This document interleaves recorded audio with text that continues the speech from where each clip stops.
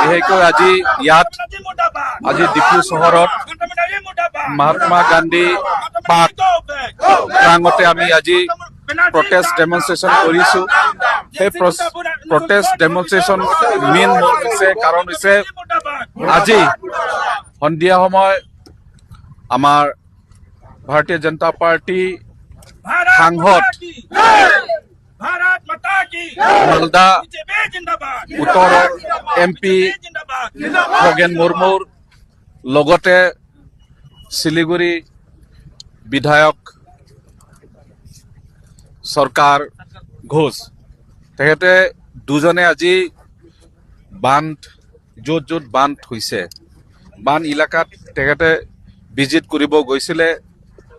বান ইফেক্টেড ব্যক্তিসকলৰ গোটেই তাত ভিজিট কৰিব গৈছে। সেইটো সময়ত তৃণমূল কংগ্ৰেছৰ গুণ্ডা আৰু তৃণমূল কংগ্ৰেছৰ ছাপোৰ্টাৰসকলে হঠাৎ এই দুজন আমাৰ বিধায়ক আৰু সাংসদ দুজনক এটেক কৰিছে, গাড়ী এটেক কৰিছে। তাৰপিছত শিলগুটিৰ পৰা তেখেতে গাড়ী এটেক কৰিছে, তাৰপিছত ফিজিকেল এছল্ট কৰিছে আৰু তেখেতে মাৰ্ডাৰ এটেম্প টু মাৰ্ডাৰলৈকে সিহঁতে চেষ্টা চলাইছিলে। সেইকাৰণে এই ইনচিডেন্ট লৈ পেলাই আমি ভাৰতীয় জনতা পাৰ্টি কালি ডিফু বুলি নহয়, অসম বুলি নহয়, গোটেই ভাৰতবৰ্ষ এই বৰ্তমান প্ৰটেষ্ট চলি আছে। আমি মমতা বেনাৰ্জী লগতে TMC গুণ্ডা তৃণমূল কংগ্ৰেছ গুণ্ডাসকলক যোনে যোনে এই ইনচিডেন্টৰ লগত জড়িত আছে সিহঁতক ইমিডিয়েটলি গ্ৰেপ্তাৰ কৰিব লাগে আৰু ৱেষ্ট বেংগল পশ্চিমবংগ চৰকাৰ বৰখাস্ত কৰিব লাগে আৰু সোনকালে তাত প্ৰেচিডেণ্ট ৰুল লাগু কৰিব লাগে। নহ'লে কি হ'ল তাতে দিনদিন তাত ইন'চেণ্ট পাব্লিক ইন'চেণ্ট মানুহবিলাকক তাত দিন দহাৰ হাতিয়াবিলাক চলি আছে।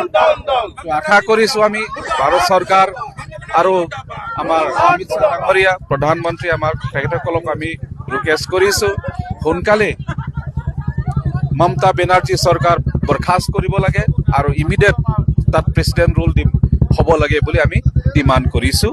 আৰু যোনে যোনে এই ইনচিডেন্টৰ লগত জড়িত আছে ইমিডিয়েট গ্ৰেপ্তাৰ কৰিব লাগে বুলি আমি এই প্ৰটেষ্ট ডেমনষ্ট্ৰেশ্যনৰ পৰা আজি ডিমাণ্ড কৰিছোঁ। যিটো ঘটনাত আমাৰ ভাৰতীয় জনতা পাৰ্টিৰ সাংসদ খগেন মুৰ্মুৰ লগতে বিধায়ক ৱেষ্ট বেংগলৰ আজি বানপীড়িত অঞ্চলত তেওঁলোকে সাহায্য দিবৰ কাৰণে আৰু ভুল হ'বলৈ কাৰণে ওলালে। আৰু তেনে সময়ত তৃণমূল কংগ্ৰেছৰ গুণ্ডা বাহিনীসকলে অকস্মাত আক্ৰমণ কৰিছে। গতিকে এই ভয়ানক আক্ৰমণ যে কৰিছে তাক মই কঠোৰ ভাষাৰে নিন্দা কৰিছোঁ আৰু মই ভাৰত চৰকাৰক অনুৰোধ কৰিব বিচাৰোঁ, লগতে ৰাষ্ট্ৰপতি দ্ৰৌপদী মুৰ্মুক মই আহ্বান কৰিছোঁ যে অতি শীঘ্ৰে এই ঘটনাৰ লগত জড়িত ব্যক্তিসকলক শাসনৰ গাদীত আনি ল অফ দ্য লেণ্ড মতে তেওঁলোকক কাৰায়ত্ব কৰি এটা ষ্টাৰ্ণ একশ্যন ল'ব লাগে। আৰু দেখিছোঁ যে এনেধৰণৰ ঘটনা এইবাৰে প্ৰথম নহয়, ইয়াৰ আগতেও হৈছে।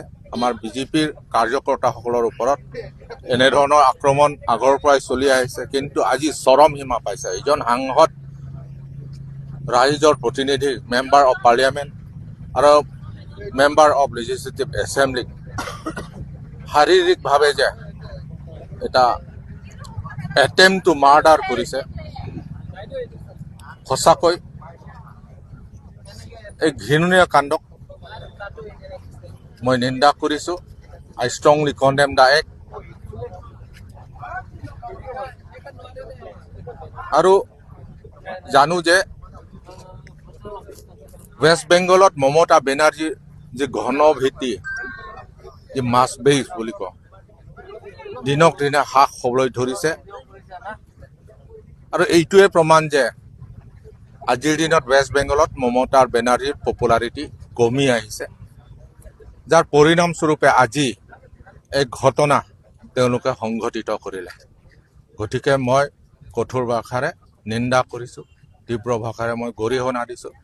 আৰু আজি আমি ভাৰতীয় জনতা পাৰ্টীৰ ইষ্ট কাৰ্বি আংলং, লগতে যুৱ মৰ্চা, মহিলা মৰ্চা, ST মৰ্চা সকলো মিলি আমি ইয়াত ৰাজহুৱা স্থানত আমি বিৰোধিতা প্ৰদৰ্শন কৰিছোঁ। ধন্যবাদ।